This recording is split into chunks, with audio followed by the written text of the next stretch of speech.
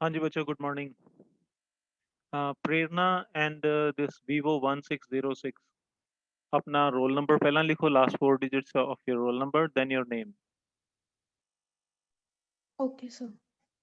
Prerna and Vivo 1606, पहला ਤੁਸੀਂ अपना रोल नंबर लिखो, ਉਸ ਤੋਂ ਬਾਅਦ अपना नाम, लास्ट 4 डिजिट्स लिखने हैं रोल नंबर ਦੇ। Gurjeet Kaur, you also। Okay, sir. Gurjeet Kaur. Okay, sir. हाँ, ਰੀਨੇਮ ਕਰਨਾ ਬੱਚੇ, ਪਹਿਲਾਂ ਨਾਮ ਲਿਖੋ, ਪਹਿਲਾਂ sorry roll number, last 4 digits, ਉਸ ਤੋਂ ਬਾਅਦ ਨਾਮ, ਜਿਵੇਂ ਬਾਕੀ ਸ਼ਬਦ ਦਾ ਅਪੀਅਰ ਹੋ ਰਿਹਾ ਇਸੇ ਤਰ੍ਹਾਂ ਲਿਖਣਾ ਹੈ। ਓਕੇ। Okay, sir. ਹਾਂਜੀ, okay.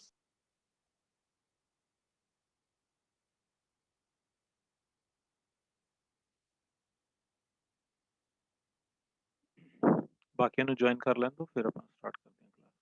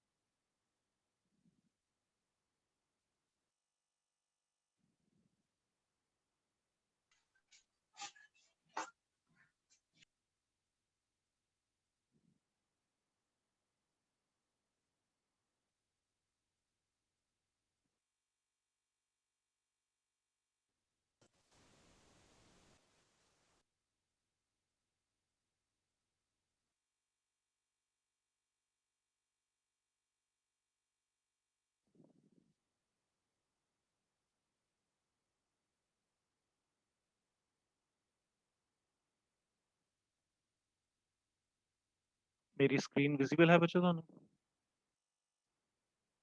Yes, Yes, sir. sir.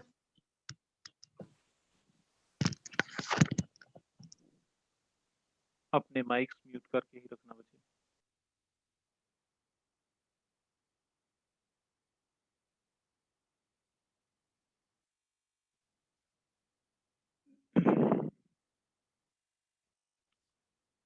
They are just 22. What's about others? Chalo, they'll join in the meantime. Let's start with it. Uh, since all of you have already done BCA or some other computer degree you might be having, programming ਸਾਰਿਆਂ ਨੇ ਇੱਕ ਵਾਰ ਜ਼ਰੂਰ ਕਰੀ ਦੀ ਹੈ। During last few lectures मैं ਦੱਸਿਆ ਸੀ ਕਿ programming is nothing, it's just like common sense। ਥੋੜਾ ਜਿਹਾ ਦਿਮਾਗ ਅਪਲਾਈ ਕਰਨਾ ਹੁੰਦਾ ਹੈ, ਥੋੜੀ ਜੀ लैंग्वेज ਦੀ नॉलेज चाहिए है, प्रोग्रामिंग हो जाती है। ऐसा कोई डर वाली गल नहीं है। एनीबडी कैन डू प्रोग्रामिंग, पर कहीं ना कहीं मन च एक डर बैठा होता है कि नहीं मेरे तो नहीं हो पाएगी। प्रोग्रामिंग सीखने का सब तो ईजी तरीका है प्रैक्टिस, और इको ही तरीका है प्रैक्टिस। जिन्नी तुसी प्रैक्टिस करोगे उन्नी प्रोग्रामिंग ਤੁਹਾਡੇ ਲਈ कंफर्टेबल हो जाएगी। हालांकि तुसी सी और C++ ऑलरेडी एक बार पढ़ी हुई है, पर आई एज्यूम कि तुसी सारा कुछ नहीं पढ़िया वा। I assume it. So will start from the very basic. सब तो पहला क्या होंदा है किसी भी लैंग्वेज ਨੂੰ ਸਿੱਖਣ ਲਈ, ਉਸਦੀ किस चीज़ ਨੂੰ ਪਹਿਲਾਂ ਸਮਝਣਾ ਚਾਹੀਦਾ ਹੈ। So we'll start with basic concepts. After every lecture, I'll be sharing the PPT with you in the group, and also the YouTube link जहाँ ਤੁਸੀਂ ਇਸ ਵੀਡੀਓ ਨੂੰ, I am recording all the lectures, so ਉਸ video ਨੂੰ ਤੁਸੀਂ ਉੱਥੇ ਦੇਖ ਸਕਦੇ ਹੋ। Okay, so let's begin with the basic concepts. ਸਭ ਤੋਂ ਪਹਿਲਾਂ ਹਰ ਲੈਂਗੁਏਜ ਦੇ ਵਿੱਚ ਇੱਕ ਕੈਰੈਕਟਰ ਸੈੱਟ ਹੁੰਦਾ ਹੈ। ਫॉर एग्जांपल ਅਸੀਂ ਆਲਮੋਸਟ ਸਾਰੇ ਹੀ ਪੰਜਾਬੀ ਹਾਂ, इंग्लिश भी आप बोल लेने हाँ। सो हर लैंग्वेज का, पंजाबी है चाहे इंग्लिश है, चाहे सी है, चाहे C++ है, चाहे जावा है, उसका एक करैक्टर सेट होता है which is called which is basically a set of valid characters which are recognized by the language. For example, Punjabi ਦੇ ਵਿੱਚ, ਹੁਣ ਪੰਜਾਬੀ ਵਿੱਚ ਕਿੰਨੇ characters ਹੁੰਦੇ ਆ? Can anybody tell me how many characters are there in Punjabi? I am talking of characters. ਕੋਈ ਦੱਸ ਸਕਦਾ ਪੰਜਾਬੀ ਚ ਕਿੰਨੇ character ਹੁੰਦੇ ਆ? Anybody? सर 35।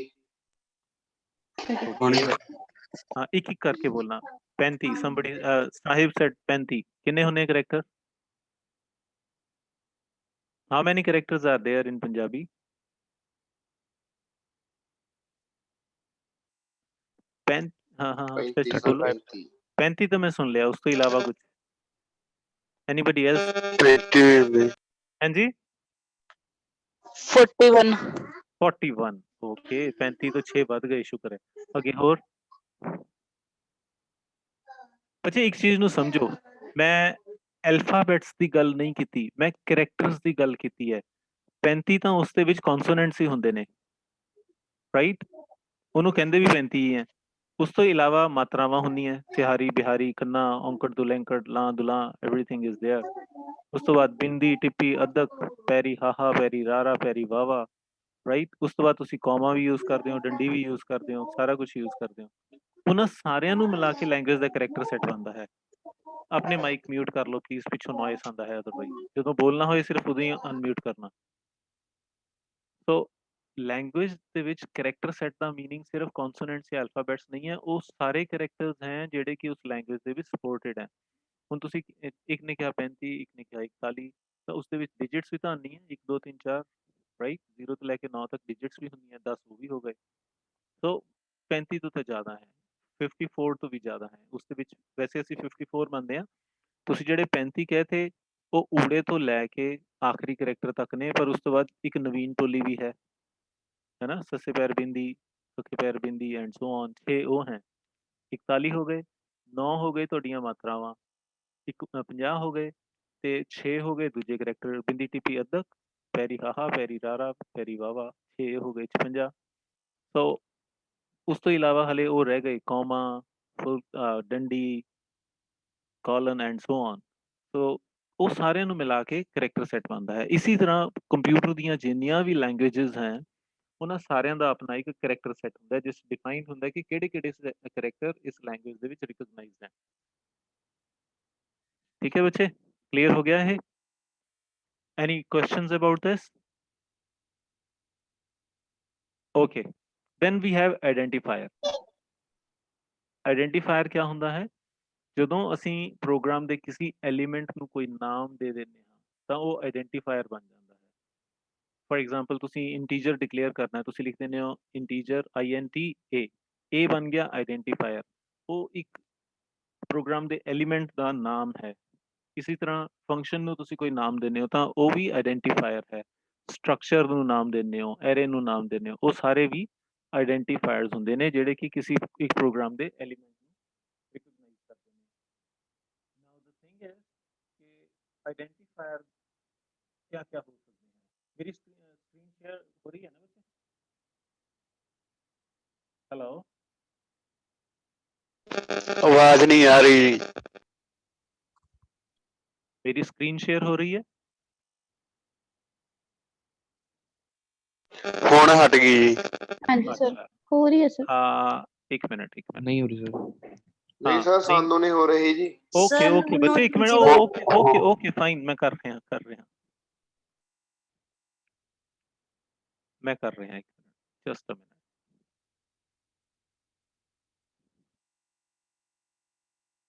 मैं ही बंद की थी I was just enquiring you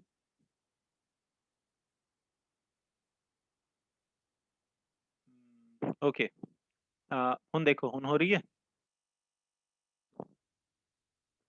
ਹੁਣ ਆ यस ਰਹੀ है सर बच्चे हाँ ओके हो रही है sir yes sir now okay fine I got it we were discussing about identifier ਹੁਣ identifier ਨੂੰ किस तरह डिफाइन करना है क्या नाम देना है किसी प्रोग्राम एलिमेंट ਨੂੰ ਉਸਦੇ ਕੁਝ ਰੂਲਸ ਹੈ ਮੈਂ ਉਹ ਰੂਲਸ ਇੱਥੇ ਲਿਖਣ ਲੱਗਿਆ ਤੁਸੀਂ ਉਹ ਦੇਖਣਾ ਰਾਈਟ ਆਈਡੈਂਟੀਫਾਇਰ ਜੋ ਹੈ ਉਹ ਇੱਕ ਅੰਡਰਸਕੋਰ ਨਾਲ ਵੀ ਸ਼ੁਰੂ ਹੋ ਸਕਦਾ ਹੈ ਰਾਈਟ ਉਹ ਅਲਫਾਬੈਟ ਨਾਲ ਵੀ ਸ਼ੁਰੂ ਹੋ ਸਕਦਾ ਹੈ ਪਰ ਉਹ ਕਦੇ ਵੀ ਕਿਸੇ ਡਿਜਿਟ ਨਾਲ ਸ਼ੁਰੂ ਨਹੀਂ ਹੋਏਗਾ so it is not possible to begin an identifier with a digit ਇਸ ਦੇ ਵਿੱਚ ਪੋਸੀਬਲ ਕਰੈਕਟਰਸ ਕਿਆ ਹੈ A to Z 0 to 9 and underscore A to Z हो सकते हैं स्मॉल भी हो सकते हैं C++, Java and few other languages एक केस सेंसिटिव लैंग्वेज है केस सेंसिटिव ਦਾ ਮਤਲਬ A एंड A ये दोनों अलग-अलग हैं, सेम नहीं है। एक कैपिटल A है, एक स्मॉल a है, दोनों अलग-अलग हैं। सो आइडेंटिफायर ਦੇ ਲਈ ਸਾਡੇ ਕੋਲ ਕੈਰੈਕਟਰ ਸੈਟ ਕੀ ਹੋ ਗਿਆ A to Z capital A to Z small 0 to 9 digits use हो सकती हैं और underscore every identifier let me take you back to that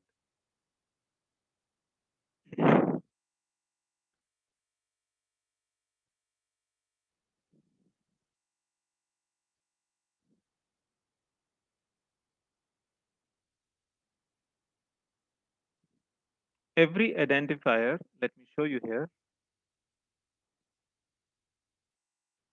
देखो विजिबल है बच्चे मैं बार बार ਤੁਹਾਨੂੰ पूछूंगा विजिबल है क्योंकि sometimes I lose the connection here problem uh Yes, जाती sir. है Visible है fine. sir. Okay fine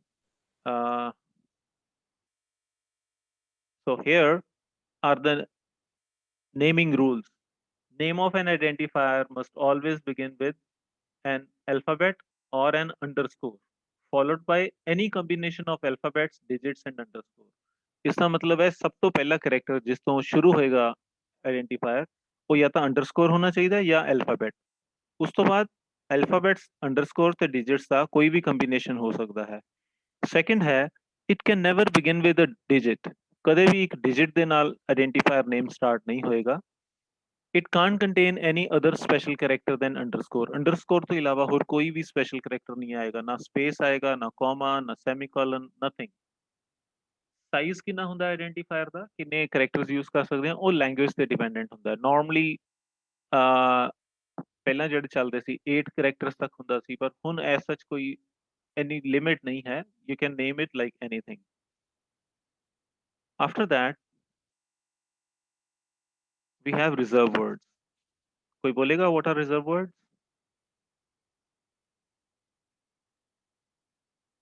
anybody what is a reserve word Predefined words like do, ਹਾਂਜੀ while. Predefined word. her language de vich there is a set of words whose meaning is predefined and you cannot modify their meaning you can use those words only for the purpose for which they have been defined you cannot modify their purpose right don't write anything on the screen don't write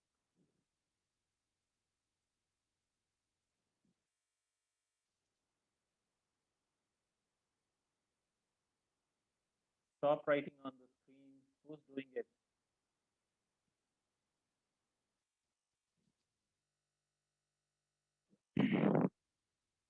okay in C++, some Daljit is writing, don't do these things. In C++, there are more than 60 keywords. Keywords से क्या क्या आएगा? Sorry sir, मेरे तो हो नहीं रहा. क्या नहीं हो रहा बच्चे? Sir, मेरे तो ना गलती ना हो गया सीगा. Okay, don't do it तो now. erase नहीं हो Okay, रहा. okay, fine. Don't do it now. Okay, I was telling you that in C++ there are more than 60 keywords, right? And these keywords include your variable types, data types, for example, integer, float, long, double, signed, unsigned, short, long. उस तो इलावा जो control structures हैं for while do while if else switch case all these are included under this right so ਸਾਰੇ ਇਹ ਜੋ ਜਿੰਨੇ ਵੀ keywords हैं ਇਹਨਾਂ ਦਾ मीनिंग ਆਲਰੇਡੀ ਲੈਂਗੁਏਜ ਦੇ ਵਿੱਚ ਡਿਫਾਈਨਡ ਹੈ ਤੁਸੀਂ ਇਹਨਾਂ ਨੂੰ ਕੋਈ ਵੀ ਨਵਾਂ ਨਾਮ ਨਹੀਂ ਦੇ ਸਕਦੇ ਕੋਈ ਵੀ ਨਵਾਂ ਇਹਨਾਂ ਦਾ ਪਰਪਸ ਡਿਫਾਈਨ ਨਹੀਂ ਕਰ ਸਕਦੇ ਐਗਜ਼ਾਮਪਲ ਲਈ ਨੀਚੇ ਦਿੱਤਾ ਹੋਇਆ ਦੇਖੋ you can see there are data types there are control structures and there are some other keywords which are specific to C++, for example, public, protected, private, class, virtual, and so on. So what is a reserve word? Reserve word nu hi keyword vi kehne they mean the same thing. Dona da ekko hi meaning hai.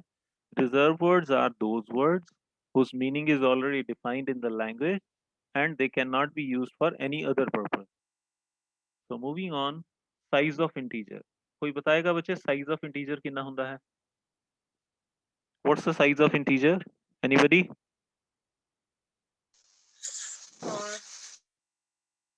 Integer the size कितना ਹੁੰਦਾ है बच्चे? कौन बताएगा? So 4 byte. 4 bytes. Anybody else? 4 bytes sir. ਕੋਈ reason ਦੱਸ ਸਕਦੇ ਹੋ 4 bytes ਕਿਉਂ ਹੁੰਦਾ ਹੈ? ਕੋਈ ਰੀਜ਼ਨ ਬਤਾਏਗਾ? So 4 byte storage ਲਈ ਲੈਂਦਾ ਹੈ, ਮਤਲਬ ਕਿਸੇ ਵੇਰੀਏਬਲ ਨੂੰ ਸਟੋਰ ਕਰਨ ਲਈ। ਫਾਈਨ, ਪਰ 4 bytes ਹੀ ਕਿਉਂ ਹੁੰਦੇ ਆ? 2 byte ਕਿਉਂ ਨਹੀਂ ਹੁੰਦੇ? 8 byte ਕਿਉਂ ਨਹੀਂ ਹੁੰਦੇ? Why it's not 2 bytes or 8 bytes? Why only 4? So 2 bytes character ਲਈ ਹੁੰਦੇ ਨੇ। ਨਹੀਂ ਬੇਟਾ, ਕਰੈਕਟਰ ਲਈ ਇੱਕ ਹੁੰਦਾ ਹੈ। ਤੁਹਾਡੇ ਵਿੱਚੋਂ ਜ਼ਿਆਦਾਤਰ ਨੇ ਟਰਬੋ ਸੀ ਯੂਜ਼ ਕੀਤੀ ਹੋਈ ਹੈ। ਟਰਬੋ ਸੀ ਦੇ ਵਿੱਚ ਤਾਂ ਇੰਟੀਜਰ 2 bytes ਦਾ ਹੁੰਦਾ ਸੀ। ਟਰਬੋ ਸੀ ਦੇ ਵਿੱਚ ਇੰਟੀਜਰ 2 ਸਰ bytes। ਬੁక్స్ ਤੋਂ ਤਾਂ ਸਾਨੂੰ ਐਂ ਦੱਸਿਆ ਗਿਆ ਸੀ ਵੀ ਇੰਟੀਜਰ 4 ਬਾਈਟ ਦਾ ਹੁੰਦਾ ਜੀ। ਕਿਹੜੀ ਬੁੱਕ ਦੇ ਐਂ ਵਿੱਚ ਦੱਸਿਆ ਲਿਖਿਆ ਜੀ ਸੀ? ਕਿਉਂ ਹੁੰਦਾ ਕਿਵੇਂ ਹਾਂ, ਇਹ ਪਤਾ ਹੋਣਾ ਜ਼ਰੂਰੀ ਹੈ ਨਾ, ਇਸੇ ਲਈ। ਕੁਝ ਸੀਗਾ ਜੀ ਕਲਿਆਣ ਹੈ ਜੀ। ਹਾਂ, ਮੈਂ ਤੁਹਾਨੂੰ ਕਿਹਾ ਸੀਗਾ ਸਟੈਂਡਰਡ ਦੀਆਂ ਬੁੱਕਸ ਪੜ੍ਹਨੀਆਂ। BCA ਹੋ ਚੁੱਕੀ, ਹੁਣ ਤੁਸੀਂ ਪੋਸਟ ਗ੍ਰੈਜੂਏਸ਼ਨ ਕਰ ਰਹੇ ਹੋ, ਅੱਛੀਆਂ ਬੁੱਕਸ ਪੜ੍ਹਨਾ। ਚਲੋ ਲੈਟਸ ਡਿਸਕਸ ਕਿ ਇੰਟੀਜਰ ਦਾ ਸਾਈਜ਼ ਕਿੰਨਾ ਹੁੰਦਾ ਹੈ ਔਰ ਕਿਉਂ ਹੁੰਦਾ ਹੈ। ਓਕੇ, ਇਸ ਨੂੰ ਧਿਆਨ ਨਾਲ ਸਮਝਣਾ। Let me show you. Size of integer is determined by 3 factors. 3 factors ਹੁੰਦੇ ਆ ਜਿਹਦੇ ਨਾਲ ਇੰਟੀਜਰ ਦਾ ਸਾਈਜ਼ ਡਿਫਾਈਨ ਹੁੰਦਾ ਹੈ। ਸਭ ਤੋਂ ਪਹਿਲਾ ਹੈ ਹਾਰਡਵੇਅਰ, ਉਸ ਤੋਂ ਬਾਅਦ ਹੈ ਆਪਰੇਟਿੰਗ ਸਿਸਟਮ, ਉਸ ਤੋਂ ਬਾਅਦ ਹੈ ਤੁਸੀਂ ਕੰਪਾਈਲਰ ਕਿਹੜਾ ਯੂਜ਼ ਕਰ ਰਹੇ ਹੋ। It is very important to understand. ਅਗਰ ਹਾਰਡਵੇਅਰ 32 ਬਿਟ ਦਾ ਹੈ then maximum integer ਦਾ ਸਾਈਜ਼ 32 bits means 4 bytes ਹੋ ਜਾਏਗਾ। ਪਰ ਅਗਰ ਹਾਰਡਵੇਅਰ 64 ਬਿਟ ਦਾ ਹੈ, ਜੋ ਅੱਜਕੱਲ ਕੰਪਿਊਟਰਸ ਆ ਰਹੇ ਹਨ ਆਲਮੋਸਟ ਸਾਰੇ ਹੀ 64 ਬਿਟ ਦੇ ਹਨ, ਈਵਨ ਤੁਹਾਡੇ ਮੋਬਾਈਲ ਵੀ 64 ਬਿਟ ਸਪੋਰਟ ਕਰਦੇ ਨੇ, ਤਾਂ in that case integer the size 64 bits ਹੋ ਸਕਦਾ ਹੈ, ਇਸ ਤੋਂ ਜ਼ਿਆਦਾ ਨਹੀਂ, ਰਾਈਟ। ਸੋ ਇਸ ਨੂੰ ਕੀ ਕਹਿੰਦੇ ਆ? ਜਦੋਂ ਹਾਰਡਵੇਅਰ ਦਾ ਸਾਈਜ਼ 32 ਬਿਟਸ ਹੈ ਜਾਂ 64 ਬਿਟਸ ਹੈ, we call it word length of the computer. Word length of the computer means at a time ਤੁਹਾਡੇ ਕੰਪਿਊਟਰ ਦੇ ਵਿੱਚ ਡਾਇਰੈਕਟ ਡੇਟਾ ਟ੍ਰਾਂਸਫਰ ਕਿੰਨੀ ਹੋ ਸਕਦੀ ਹੈ ਡਾਇਰੈਕਟਲੀ। ਉਹ 32 bits at a time transfer ਹੁੰਦੇ ਹਨ ਜਾਂ 64 ਬਿਟਸ। ਉਸ ਸਾਈਜ਼ ਨੂੰ ਕੰਪਿਊਟਰ ਦਾ ਦੀ ਵਰਡ ਲੈਂਥ ਕਿਹਾ ਜਾਂਦਾ ਹੈ। I hope it is clear to all of you. Word length ਕਿਆ ਹੈ? ਡੇਟਾ, ਕਿੰਨਾ ਡੇਟਾ, ਕਿੰਨੀਆਂ ਬਿਟਸ ਐਟ ਵਨਸ ਟ੍ਰਾਂਸਫਰ ਹੋ ਸਕਦੀਆਂ ਵਿਦ ਇਨ ਅ ਕੰਪਿਊਟਰ, ਉਸ ਨੂੰ ਅਸੀਂ ਕੰਪਿਊਟਰ ਦੀ ਵਰਡ ਲੈਂਥ ਕਹਿੰਦੇ ਆ। ਉਸ ਵਰਡ ਲੈਂਥ ਦੇ ਅਕੋਰਡਿੰਗਲੀ ਹੀ ਕੰਪਿਊਟਰ ਇੰਟੀਜਰ ਦਾ ਸਾਈਜ਼ ਡਿਫਾਈਨ ਹੋਏਗਾ ਕਿ ਉਸ ਵਰਡ ਲੈਂਥ ਤੋਂ ਜ਼ਿਆਦਾ ਨਹੀਂ ਹੋ ਸਕਦਾ, ਘੱਟ ਹੋ ਸਕਦਾ ਹੈ। It can be lesser than the size of word length but it can not be more than the size of word length. So ਪਹਿਲੀ ਚੀਜ਼ ਹੋ ਗਈ ਹਾਰਡਵੇਅਰ, ਹਾਰਡਵੇਅਰ ਤੇ ਡਿਪੈਂਡ ਕਰੇਗਾ। ਸੈਕੰਡ ਚੀਜ਼ ਹੈ ਤੁਸੀਂ ਉਸ ਤੇ ਆਪਰੇਟਿੰਗ ਸਿਸਟਮ ਕਿਹੜਾ ਇੰਸਟਾਲ ਕਰਿਆ ਵਾ। ਫੋਰ ਐਗਜ਼ਾਮਪਲ 64 ਬਿਟ ਹਾਰਡਵੇਅਰ ਦੇ ਉੱਤੇ 32 ਬਿਟ ਦਾ ਆਪਰੇਟਿੰਗ ਸਿਸਟਮ ਇੰਸਟਾਲ ਹੋ ਸਕਦਾ ਹੈ, ਪਰ ਇਸ ਦਾ ਉਲਟਾ ਨਹੀਂ ਹੋ ਸਕਦਾ ਕਿ 32 ਬਿਟ ਦੇ ਹਾਰਡਵੇਅਰ ਤੇ ਤੁਸੀਂ 64 ਬਿਟ ਦਾ ਆਪਰੇਟਿੰਗ ਸਿਸਟਮ ਇੰਸਟਾਲ ਕਰ ਲਓ। It is not possible, right. So let's assume ਕਿ ਤੁਹਾਡਾ ਹਾਰਡਵੇਅਰ 64 ਬਿਟ ਦਾ ਹੈ, ਉਸ ਦੇ ਉੱਤੇ ਤੁਸੀਂ ਆਪਰੇਟਿੰਗ ਸਿਸਟਮ ਲਾਈਕ ਵਿੰਡੋਜ਼ ਹੈ ਜਾਂ ਐਂਡਰੋਇਡ ਹੈ, ਉਹ ਤੁਸੀਂ 32 ਬਿਟਸ ਦਾ ਇੰਸਟਾਲ ਕਰ ਲਿਆ। ਦੈਨ ਹਾਰਡਵੇਅਰ ਦਾ ਸਾਈਜ਼ ਉੱਥੇ ਮੈਟਰ ਨਹੀਂ ਕਰੇਗਾ, ਉੱਥੇ ਫਿਰ ਆਪਰੇਟਿੰਗ ਸਿਸਟਮ ਦਾ ਸਾਈਜ਼ ਮੈਟਰ ਕਰੇਗਾ। In that case size of integer can not be more then 32 bits. ਪਰ ਅਗਰ ਤੁਸੀਂ 64 ਬਿਟ ਦੇ ਹਾਰਡਵੇਅਰ ਤੇ 64 ਬਿਟ ਦਾ ਹੀ ਆਪਰੇਟਿੰਗ ਸਿਸਟਮ ਇੰਸਟਾਲ ਕਰ ਲਿਆ, ਫਿਰ ਤਾਂ ਹੋ ਸਕਦਾ ਹੈ ਇੰਟੀਜਰ ਦਾ ਸਾਈਜ਼ 64 ਬਿਟਸ ਮੀਨਸ 8 ਬਾਈਟਸ ਤੱਕ ਹੋ ਸਕਦਾ ਹੈ। ਇਟ ਡਿਪੈਂड्स। ਸੋ 3 ਫੈਕਟਰਸ हैं, पहला हार्डवेयर, दूसरा ऑपरेटिंग सिस्टम, थर्ड है compiler. Let's move to that. The next determinant is compiler. एक इमेजिनरी सिचुएशन लेके चलो कि ਤੁਸੀਂ ਹਾਰਡਵੇਅਰ ਜਿਹੜਾ ਹੈ ਤੁਹਾਡੇ ਕੋਲ ਉਹ 64 ਬਿਟ ਹੈ। ਦ hardware that you have is of 64 bits on which you have installed 32 bit operating system and on which you are using turbo C.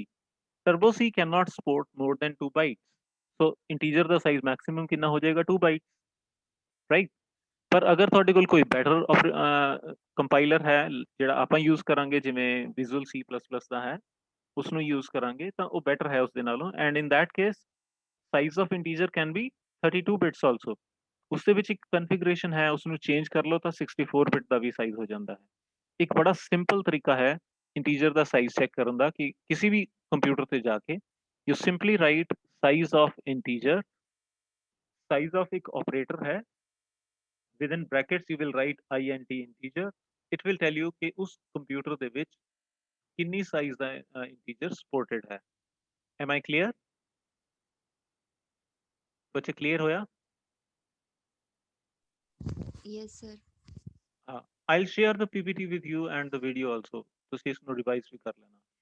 Okay ਜਦੋਂ ਵੀ ਤੁਸੀਂ ये ਕਿਸੇ ठीक है sir okay sir okay fine ਜਦੋਂ ਵੀ ਤੁਸੀਂ ਮੈਮਰੀ ਐਲੋਕੇਸ਼ਨ ਕਰੋਗੇ integer pointer ਨੂੰ ਉਸ ਟਾਈਮ ਇਹ ਨਹੀਂ ਕਰਨਾ ਕਿ ਐਜ਼ਿਊਮ ਕਰਕੇ ਨਹੀਂ ਚੱਲਣਾ ਕਿ ਇੰਟੀਜਰ ਦਾ ਸਾਈਜ਼ 2 ਹੈ ਜਾਂ 4 ਹੈ ਤੁਸੀਂ ਉੱਥੇ ਉਹਦਾ ਸਾਈਜ਼ ਕੈਲਕੂਲੇਟ ਕਰਨਾ ਹੈ ਯੂਜ਼ਿੰਗ ਸਾਈਜ਼ ਆਫ ਆਪਰੇਟਰ ਉਸ ਤੋਂ ਬਾਅਦ ਮੈਮਰੀ ਐਲੋਕੇਟ ਕਰਨੀ ਹੈ ਜਦੋਂ ਪੁਆਇੰਟਰਸ ਯੂਜ਼ ਕਰਾਂਗੇ we'll discuss this thing once again okay so directly ਇਹ ਨਹੀਂ ਲਿਖ ਦੇਣਾ ਕਿ ਮੈਮਰੀ ਐਲੋਕੇਟ ਕਰਨ ਲੱਗੇ ਆ 10 ਇੰਟੀਜਰਸ ਲਈ so you will right 10 into 4 4 is size of integer don't assume it ਕਿਉਂਕਿ ਜਦੋਂ ਕੰਪਿਊਟਰ ਉਹ ਪ੍ਰੋਗਰਾਮ ਕਿਸੇ ਹੋਰ ਕੰਪਿਊਟਰ ਤੇ ਚਲੇਗਾ ਹੋ ਸਕਦਾ ਹੈ ਉਸ ਕੰਪਿਊਟਰ ਦੀ ਕਨਫੀਗਰੇਸ਼ਨ ਡਿਫਰੈਂਟ ਹੋਏ ਉੱਥੇ ਇੰਟੀਜਰ ਦਾ ਸਾਈਜ਼ ਡਿਫਰੈਂਟ ਹੋ ਜਾਏ ਤੁਸੀਂ 4 ਲਿਖ ਦੋਗੇ ਤਾਂ ਫਿਕਸਡ ਹੋ ਜਾਏਗਾ ਸੋ 4 ਲਿਖਣ ਦੀ ਜਗ੍ਹਾ ਉੱਥੇ ਲਿਖੋ ਸਾਈਜ਼ ਆਫ ਇੰਟੀਜਰ ਉਸ ਕੰਪਿਊਟਰ ਤੇ ਜੋ ਇੰਟੀਜਰ ਦਾ ਸਾਈਜ਼ ਹੈ ਉਸ ਦੇ ਅਕੋਰਡਿੰਗਲੀ ਮੈਮਰੀ ਐਲੋਕੇਟ ਹੋ ਜਾਏਗੀ okay moving on further variable ਮੈਂ ਤੁਹਾਨੂੰ ਦੱਸਿਆ ਸੀ ਆਇਡੈਂਟੀਫਾਇਰ ਹੁੰਦੇ ਆ ਪ੍ਰੋਗਰਾਮ ਦੇ ਐਲੀਮੈਂਟਸ ਨੂੰ ਨਾਮ ਜਦੋਂ ਅਸੀਂ ਦੇ ਦਿੰਦੇ ਆ then we call them ਆਇਡੈਂਟੀਫਾਇਰਸ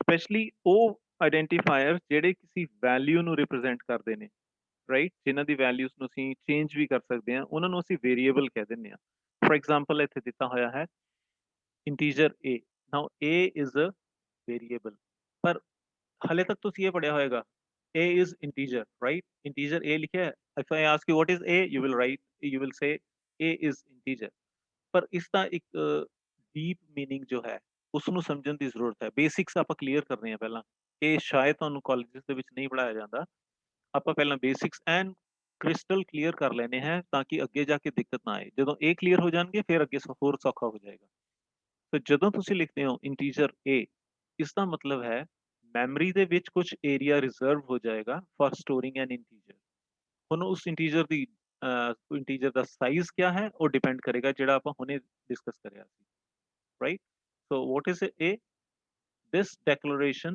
makes the memory area reserved for storing an integer and if any initial value is given then that is stored otherwise it contains a garbage value ਅਗਰ ਮੈਂ ਇੱਥੇ ਲਿਖਦਾ integer a is equal to 10 ਤਾਂ ਉਸ memory area ਦੇ ਵਿੱਚ value store ਹੋ ਜਾਏਗੀ 10 ਅਗਰ ਮੈਂ ਕੁਝ ਨਹੀਂ ਲਿਖਿਆ like in this case there is nothing no initialization is there we have simply written integer a it means memory allocate ਹੋ ਗਈ ਪਰ ਉੱਥੇ ਕੋਈ ਵੈਲਿਊ ਸਟੋਰਡ ਨਹੀਂ ਹੈ ਤੇ ਉੱਥੇ ਗਾਰਬੇਜ ਵੈਲਿਊ ਹੈ we don't know we can't say ਕਿ ਉੱਥੇ ਐਗਜ਼ੈਕਟ ਵੈਲਿਊ ਕਿਆ ਹੈ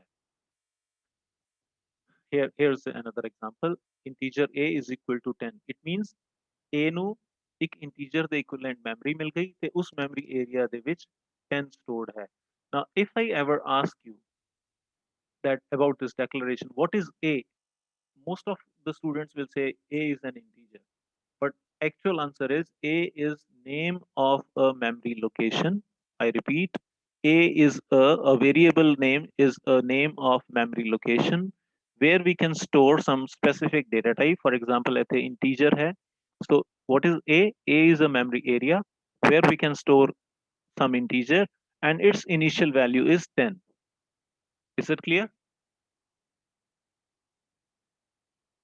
ਹੈ ਬੱਚੇ Yes, sir. ਓਕੇ ਹੁਣ ਮੈंने ਕਿਹਾ ਕਿ ਇਹ ਮੈਮਰੀ ਏਰੀਆ ਦਾ ਨਾਮ ਹੈ ਮੈਮਰੀ ਦਾ ਹਰ part every byte of memory is addressable ਉਸ ਦਾ ਉਹਨਾਂ ਸਾਰਿਆਂ ਮੈਮਰੀ ਏਰੀਆਜ਼ ਦਾ ਐਡਰੈਸ ਹੁੰਦਾ ਹੈ ਉਸ ਐਡਰੈਸ ਨੂੰ ਦੀ ਵੈਲਿਊ ਨੂੰ ਅਸੈਸ ਕਰਨ ਲਈ ਅਸੀਂ ਲਿਖ ਦਿੰਦੇ ਆ ampersand variable name like in this case in the last statement we have written variable a will also have an address which is represented as ampersand a किसी भी वेरिएबल ਦੇ ਅੱਗੇ ਅਗਰ ampersand ਲਗਾ ਦਿੰਦੇ ਆ ਤਾਂ ਉਸ ਦਾ ਮਤਲਬ ਉਹ ਐਡਰੈਸ ਨੂੰ ਰਿਪਰੈਜ਼ੈਂਟ ਕਰ ਰਿਹਾ ਹੈ ਕਲੀਅਰ ਹੈ ਬੇਟਾ Yes, sir. okay fine good now coming to constant जिस तरह वेरिएबल डिक्लेयर करिया वेरिएबल मैंने क्या कहा for example integer a is name of a memory location where you can store an integer and its value can be modified anytime पर अगर ਤੁਸੀਂ किसी वेरिएबल किसी आइडेंटिफायर ਦੇ ਅੱਗੇ constant ਲਿਖ ਦੋ ਤੇ ਉਸ ਦੀ ਵੈਲਿਊ ਅਸਾਈਨ ਕਰ ਦੋ ਤਾਂ ਇਸ ਦਾ ਮਤਲਬ ਹੈ like in this case you can see constant integer a is equal to 10 it means a is a memory area where we can store an integer its initial value is 10 which cannot be modified which cannot be changed during execution of program क्योंकि ਅਸੀਂ ਇਸ ਤੋਂ ਪਹਿਲਾਂ constant ਲਿਖਤਾ तीन examples ਇੱਥੇ ਦਿੱਤੀਆਂ ਹੋਈਆਂ ਹਨ integer a is equal to 10 float pi is equal to 3.142 and character ch is equal to a all three are constants ਇੱਕ ਵਾਰ ਜੋ ਵੈਲਿਊ ਇਹਨਾਂ ਨੂੰ ਅਸਾਈਨ ਕਰਤੀ ਉਹ ਚੇਂਜ ਨਹੀਂ ਹੋਏਗੀ। So such identifiers whose value cannot be modified during execution of program is called a constant. अगर change कर सकते हैं उसकी value फिर वो variable ਹੁੰਦਾ है।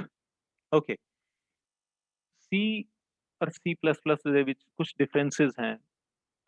C ਦੇ ਵਿੱਚ ਤੁਸੀਂ ਇੱਕ variable ਜੋ declare ਕਰਨਾ ਹੈ ਉਹ ਕਿਸੇ ਵੀ executable statement ਤੋਂ ਪਹਿਲਾਂ declare ਕਰਦੇ ਹੋ। ਜਦੋਂ ਤੁਸੀਂ ਲਿਖਦੇ ਹੋ main ਜਾਂ ਕੋਈ function ਲਿਖਿਆ ਸਭ ਤੋਂ ਪਹਿਲਾਂ variables declare ਕਰਦੇ ਹੋ ਉਸ ਤੋਂ ਬਾਅਦ ਉਹਨਾਂ ਨੂੰ use ਕਰਦੇ ਹੋ।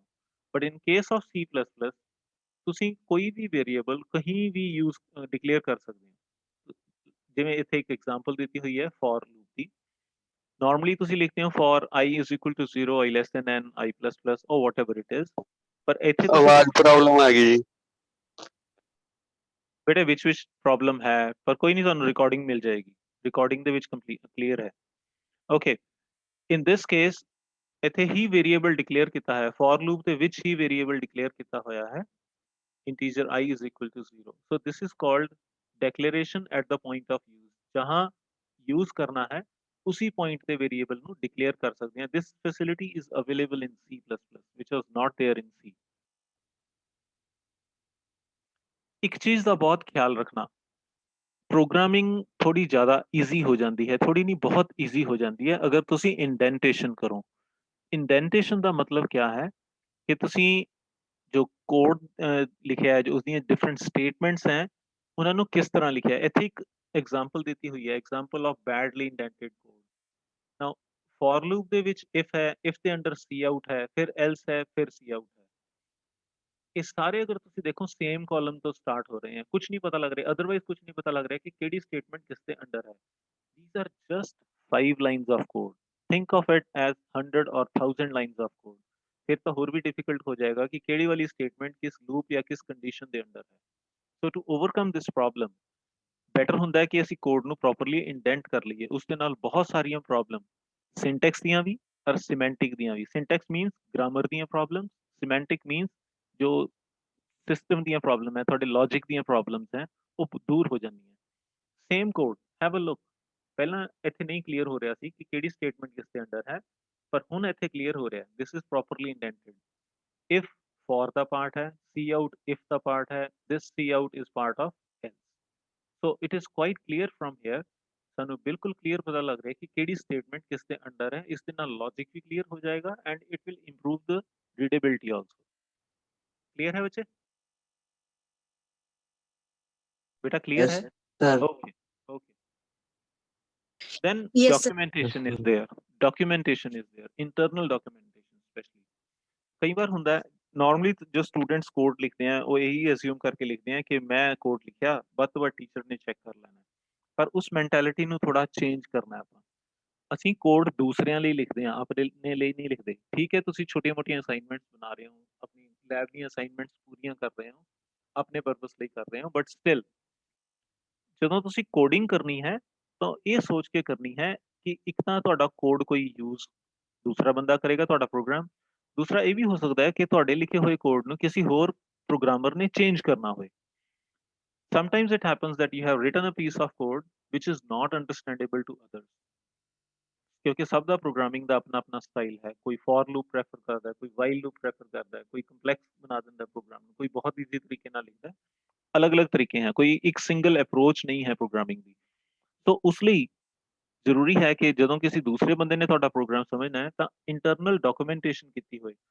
ਉਹ ਉਹਦਾ ਮਤਲਬ ਹੈ ਜਹਾਂ ਕੋਡ ਲਿਖਿਆ ਉਹਦੀ ਪ੍ਰੋਪਰ ਕਮੈਂਟਿੰਗ ਕਰ ਦੋ, ਕਮੈਂਟਸ ਲਿਖ ਦੋ ਉੱਥੇ ਕਿ ਇਸ ਕੋਡ ਦਾ ਇਹ ਪਰਪਸ ਹੈ, ਇਹ ਇਸ ਤਰ੍ਹਾਂ ਕੰਮ ਕਰ ਰਿਹਾ ਹੈ, ਇਹ ਇਹਦੀਆਂ ਰਿਕੁਆਇਰਮੈਂਟਸ ਹੈ, ਇਹ ਇਹਦੀਆਂ ਆਊਟਪੁੱਟਸ ਹੈ and so on. Such a thing is called internal documentation. Like here there are two options.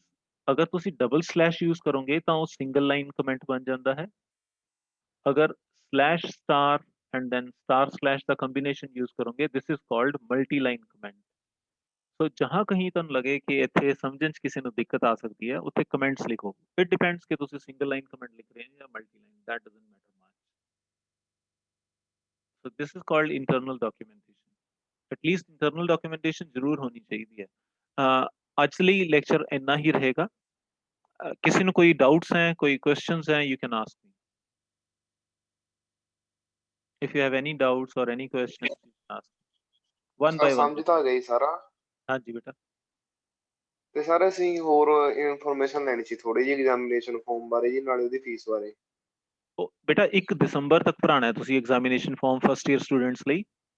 Fees ਮੇਰੇ ਖਿਆਲ ਸਰ ਉਹਦਾ 2240 ਰੁਪਏ ਸਾਨੂੰ ਹੈ। ਪਤਾ ਜੀ ਨਹੀਂ, ਫੀਸ ਦਾ ਤਾਂ ਪਤਾ ਜੀ, ਜਿਹੜਾ ਉਹਦਾ ਲਿੰਕ ਆਇਆ ਸੀਗਾ ਜੀ ਐਗਜ਼ਾਮੀਨੇਸ਼ਨ ਫਾਰਮ ਦਾ, ਹੂੰ। ਤੇ ਉਹਦੇ ਉੱਤੇ ਸਮੈਸਟਰ ਸੈਕਿੰਡ ਸਿਲੈਕਟ ਹੁੰਦਾ ਸੀ 4 ਤੇ 6। ਅੱਛਾ, ਸੈਕਿੰਡ ਹਾਂ 4 ਜੀ। ਤੇ 6 ਹੋ ਰਿਹਾ, ਦੂਜਾ ਨਹੀਂ ਹੋ ਰਿਹਾ? आई मीन पहला नहीं सेमेस्टर जी, नहीं आ रहा। First third. हाँ जी हाँ जी। सर वो सीआर ग्रुप में से किसी ने शेयर किया था, ओ उससे बेटा फिर बहुत वो क्यूज उनके क्रिएट हो गई। उनके अकॉर्डिंगली होगा, कोई बात नहीं। आई लास्ट द डीलिंग पर्सन, वो आपके जो फर्स्ट ईयर का ग्रुप है उसमें शेयर कर ਜਿਆਦਾ दें। ਸਾਰੇ ਹਾਂਜੀ, ਸਾਨੂੰ ਜਾਂ ਤਾਂ ਆਪਣਾ ਹੋਵੇ ਜੀ ਮਾੜਾ ਜਿਹਾ हाँ ਕੋਈ ਉਹਦੀ कोई ਵੀਡੀਓ ਵੀ ਕਿਵੇਂ ਫਿਲ ਕਰਨਾਗਾ। बेटे ਉਹਦੀ ਵੀਡੀਓ ਤਾਂ ਪੋਸੀਬਲ ਨਹੀਂ ਹੋਣੀ ਸ਼ਾਇਦ, ਕਿਉਂਕਿ ਉਹ ਸਟੂਡੈਂਟ ਦੇ ਲੌਗਇਨ ਹੋ ਕੇ ਹੀ ਹੋ ਸਕਦਾ ਹੁੰਦਾ ਹੈ, ਪਰ ਜਿੰਨਾ ਕੁ ਹੋ ਸਕਦਾ ਹੈ ਮੈਂ ਤੁਹਾਡੇ ਨਾਲ ਸ਼ੇਅਰ ਕਰਾ ਦਿੰਦਾ ਕੋਈ। ਅੱਛਾ ਜੀ। Anything else? ਠੀਕ ਹੈ ਜੀ। ਤੇ ਇੱਕ ਸਰ ਜਿਹੜੀ ਆਪਣੀ ਯੂਨੀਵਰਸਿਟੀ ਫੰਡ ਭਰਨਾ ਉਹ ਆਨਲਾਈਨ ਨਹੀਂ ਭਰ ਸਕਦੇ ਜੀ? ਹਾਂ ਬੇਟਾ ਸਾਰੀ ਆਨਲਾਈਨ ਭਰ ਰਹੇ ਨੇ, ਤੁਹਾਨੂੰ ਅਕਾਊਂਟ ਨੰਬਰ ਦਿੱਤਾ ਹੋਇਆ ਜਿਹੜਾ 1000 ਰੁਪਏ ਭਰਨਾ, ਉਹਦੀ ਗੱਲ ਕਰ ਰਹੇ ਹੋ ਨਾ? ਹਾਂਜੀ ਹਾਂਜੀ ਸਰ, ਉਹ ਤਾਂ ਜਾਣੀ ਕਿ ਉਹ ਦਿੱਤੀ ਹੋਈ ਹੈ ਬੈਂਕ ਵਾਲੀ ਸਲਿੱਪ, ਵੀ ਬੈਂਕ 'ਚ ਜਾ ਕੇ ਭਰੋ ਜੀ ਉਹਦਾ। ਤੁਸੀਂ ਉਸਨੂੰ ਆਨਲਾਈਨ ਵੀ ਭਰ ਸਕਦੇ ਹੋ, ਉੱਥੇ ਅਕਾਊਂਟ ਨੰਬਰ ਦਿੱਤਾ ਹੋਇਆ, ਤੁਸੀਂ ਉੱਥੇ ਭਰ ਦਿਓ, ਕੋਈ ਗੱਲ ਨਹੀਂ, ਇੱਕੋ ਹੀ ਗੱਲ ਹੈ।